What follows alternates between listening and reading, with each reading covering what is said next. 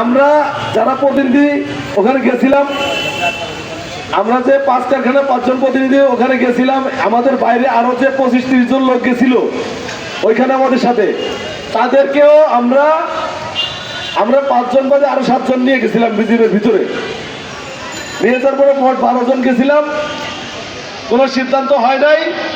পরবর্তীতে বাইরে যারা ছিল, আমরা ভিতরে যারা ছিলাম, সবাই এসে কথা বললাম যে আমাদের যে কর্মসূচি আগেরটা ছিল, আজকে যেটা কর্মসূচি ছিল, আগামীকালকে এই কর্মসূচি পালিত হবে কঠোরভাবে। কোনো বাধা এসে আমাদের ঠেকাতে পারবে না। যে কোনো বাধা আসলেই প্রয়োজনে বাধাকে অতিক্রম করতে হবে এবং আমাদের এই কর্মসূচি বাস্তবায়ন করেই আমাদের পাওনা নিতে হবে। এর বাইরে কোনো সিদ্ধান্ত বা কোনো আলোচনা করে আমার মনে হয় না এই পাওনা আদায় করা সম্ভব হবে। আর যদি মিটিংয়ে বসতেই হয় তাহলে শ্রম উপদেষ্টা বসতে হবে আমাদের সাথে, এর বাইরে কোনো অপশন নাই।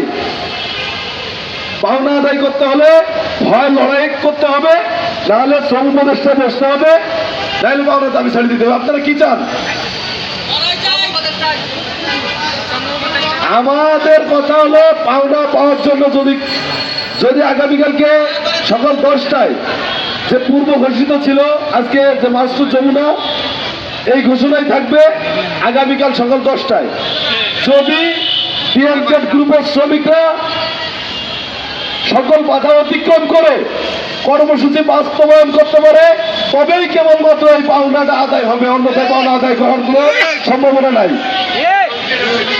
দয়া করে সব ভিতরে থাকবেন। আর আমি মনে করি কেউ না চলে যাওয়া ভালো এই বৃষ্টিমূলী গাজীপুরে। আপনার যেখানে আছে সবাইকে দ্রুত আসতে বলেন, সকাল 10টার মধ্যে চলে আসে। আজকের মধ্যে ওরা 12টার সময় না আসে, লোকজন 10টায় আসবে। আছে সবাই যাতে আমাদের পাশে থাকে, সবাইকে আমি আমাদের পাশে থাকার আহ্বান জানাচ্ছি। আমাদের যে ন্যায্য পাওনা, এই পাওনা আদায় আসলে সচিবালয়ের সচিব যে তালবাহানা আমাদের সাথে শুরু করেছে, এই সচিবকে দিয়ে এই পাওনা আদায় হবে না। এই সচিবকে আমরা চাই এই সচিবের পদত্যাগ করুক এবং শ্রম উপদেষ্টা আমাদের সাথে বসে এটা ফয়সালা দিবে। এই ফয়সালা নেব, টাকা নেব, তারপরে এখান থেকে আমরা আন্দোলন প্রত্যাহার করবো।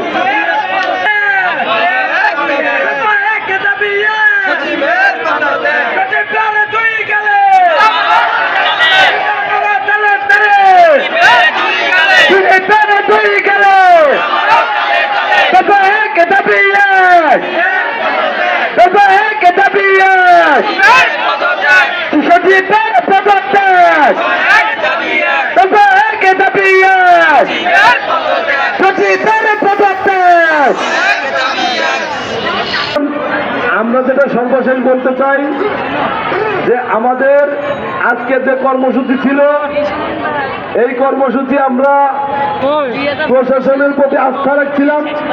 প্রশাসনিকভাবে আমাদেরকে বলা হয়েছিল যে বিজিএমে গেলে সমস্যা সমাধান হবে, মন্ত্রণালয় থেকে হ্যান্ডওভার করা হয়েছে এবং সচিবালয়ের বারবারের এই সচিবের তালবাহানার শিকার হয়ে আমরা শেষ পর্যন্ত বিজিএমের কাছে গিয়েছিলাম যে যদি আমাদের এই সমস্যার সমাধান কোনোভাবে না কোনোভাবে হয় তাহলে আমরা সেদিনের মতো যেয়ে দেখি।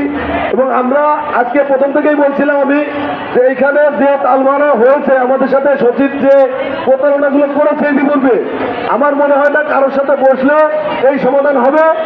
একমাত্র এইখানে শ্রম উপদেষ্টা আমাদের সাথে যদি বসে তাহলেই কেবলমাত্র সমাধান হবে।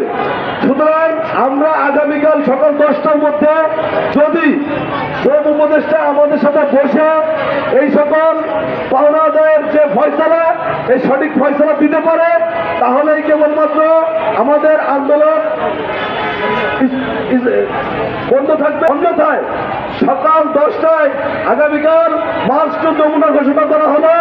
এই মার্চ টু যমুনায় সারা বাংলাদেশের সকল শ্রমিকদের আহ্বান করবো পিএমজেড গ্রুপের পাশে দাঁড়ান।